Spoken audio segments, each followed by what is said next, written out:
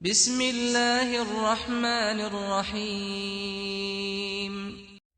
اسلام اور اخلاق۔ اسلامی اخلاق۔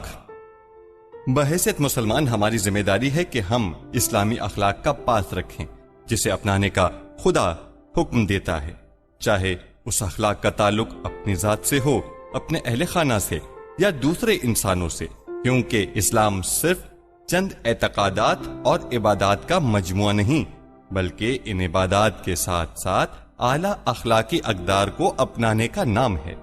یہی وجہ ہے کہ خداوند عالم قرآن مجید میں ارشاد فرماتا ہے کہ نماز قائم کرو، بے شک نماز بے حیائی اور برے کاموں سے باز رکھتی ہے۔ سورہ عنکبوت آیت 45۔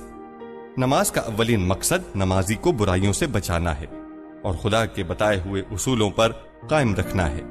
اسی طرح ہم یہ بھی مشاہدہ کرتے ہیں کہ خدا نے روزے کو تقوی کے اسباب میں سے قرار دیا ہے، جیسا کہ قرآن مجید میں ہے، اے ایمان والو، تم پر روزے فرض کیے گئے ہیں جس طرح تم سے پہلے لوگوں پر فرض کیے گئے تھے تاکہ تم تقوی اختیار کرو۔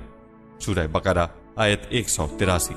تقوی جس کی قرآن مجید اس طرح وضاحت کرتا ہے کہ اپنے غصے پر قابو پانا، لوگوں کی خطاؤں سے درگزر کرنا اور ان کے ساتھ نیکی کرنا، اس کے علاوہ لوگوں کو نیکیوں کا حکم دینا اور برے کاموں سے روکنا بھی تقوی کا تقاضا ہے۔ اسی طرح حج کے بارے میں حدیث میں آیا ہے کہ خدا کو ان لوگوں سے کوئی غرض نہیں جو اس کے گھر کا طواف تو کرتے ہیں مگر 3 صفات سے عاری ہوتے ہیں۔ 1، ایسا اخلاق جو اسے بری صحبت سے بچائے رکھے۔ 2، ایسی قوت برداشت جس سے وہ اپنے غصے پر قابو پالے۔ 3، ایسا تقوی جو اسے خدا کی نافرمانی سے بچائے۔ غیر اسلامی اخلاق۔ اسلامی اخلاق کے مقابلے میں غیر اسلامی اخلاق ہے جو انسان کو کافر تو نہیں بناتا مگر جو بھی اسے اپناتا ہے اس کا اخلاق کافرانہ ہو جاتا ہے۔ خداوند عالم ارشاد فرماتا ہے کہ کیا تم نے اس شخص کو دیکھا ہے جو قیامت کو جھٹلاتا ہے؟ یہ وہی ہے جو یتیم کو دھکے دیتا ہے اور مسکین کو کھانا نہیں کھلاتا۔ سورہ ماعون آیت 1-3۔ یہ وہ کافرانہ اخلاق ہے جسے ایسے مسلمان بھی اپناتے ہیں جو نماز روزے کے پابند ہوتے ہیں۔ اس سلسلے میں بہت سی احادیث ائمہ معصومین سے نقل ہوئی ہیں۔ امام جعفر صادق فرماتے ہیں کہ رسول اللہ سے پوچھا گیا کہ وہ کون سا عمل ہے جس سے خدا بہت زیادہ ناراض ہوتا ہے؟ تو آپ نے فرمایا شرک۔ اس کے بعد سوال کیا گیا کہ اس کے بعد کون سا عمل؟ تو فرمایا کہ اپنے رشتہ داروں سے قطع تعلق کرنا۔ اس شخص نے پھر پوچھا کہ اس کے بعد؟ آپ نے فرمایا کہ لوگوں کو برائیوں کی طرف بلانا، مثلا بعض لوگ اپنے گھر والوں اور بیوی بچوں کو حجاب کرنے سے منع کرتے ہیں اور اپنی اولاد کو برے کاموں کی ترغیب دیتے ہیں اور لوگوں کو اچھے کاموں سے روکتے ہیں۔ امام جعفر صادق فرماتے ہیں کہ پیغمبر خدا نے فرمایا کہ کیا میں تمہیں بتاؤں کہ سب سے زیادہ برا کون ہے؟ لوگوں نے ہم آواز ہو کر کہا فرمائیے یا رسول اللہ۔ آپ نے فرمایا کہ تم میں سب سے برا وہ ہے جو ضرورت مندوں کی مدد سے اپنا ہاتھ کھینچ لیتا ہے اور اپنے غلام اور کنیز پر ہاتھ اٹھاتا ہے۔ اگرچہ آج کے دور میں غلاموں اور کنیزوں کا رواج نہیں رہا مگر غلام کا لفظ خدمتگاروں اور نوکروں پر بھی صادق آتا ہے، اور وہ لوگ جو اکیلے کھاتے ہیں اور دوسروں کو اپنے ساتھ کھانے میں شریک نہیں کرتے۔ لوگوں نے خیال کیا کہ شاید یہی بدترین اخلاق ہیں، مگر رسول خدا نے اپنا خطبہ جاری رکھتے ہوئے مزید فرمایا کیا اس سے بھی بدتر شخص سے تمہیں آگاہ کروں؟ لوگوں نے کہا ضرور۔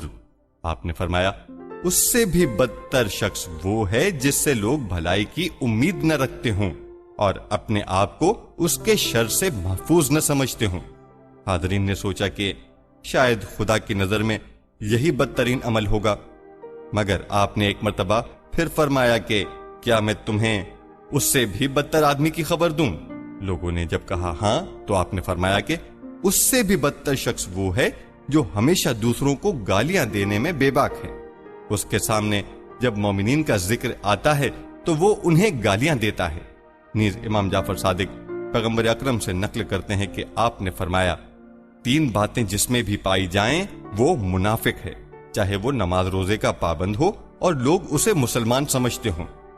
جو لوگوں کی امانتوں میں خیانت کرے، جب بولے تو جھوٹ بولے اور وعدہ کرے تو پورا نہ کرے، کیونکہ قرآن مجید میں ہے کہ اللہ خیانت کاروں کو دوست نہیں رکھتا، سورہ انفال آیت 58، اور یہ کہ جو جھوٹا ہو اس گروہ پر اللہ کی لعنت ہو، سورہ نور آیت 7۔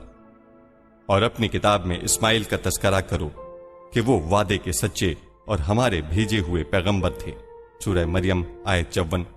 اگر آپ مسلمان ہیں تو آپ کو اسلامی اخلاق سے آراستہ ہونا چاہیے اور ایک ایسی بامقصد زندگی گزارنی چاہیے جو اچھائیوں سے پر ہو، اور اگر خدا نخواستہ کوئی اس راہ سے بھٹک جاتا ہے تو سمجھ لے کہ وہ غیر اسلامی اور کافرانہ اخلاق کا مالک ہے، جبکہ ایک مسلمان کا فرض ہے کہ وہ عبادات یعنی نماز، روزہ اور حج وغیرہ کے ساتھ اسلامی اخلاق کا بھی پابند رہے، کیونکہ اسلام ان تمام احکامات کا نام ہے جنہیں پیغمبر لے کر آئے تھے، اور ہمیں تمام انسانوں کے ساتھ عدل و انصاف کے ساتھ پیش آنا چاہیے، کیونکہ عدل و انصاف سے دوری اسلام سے دوری ہے۔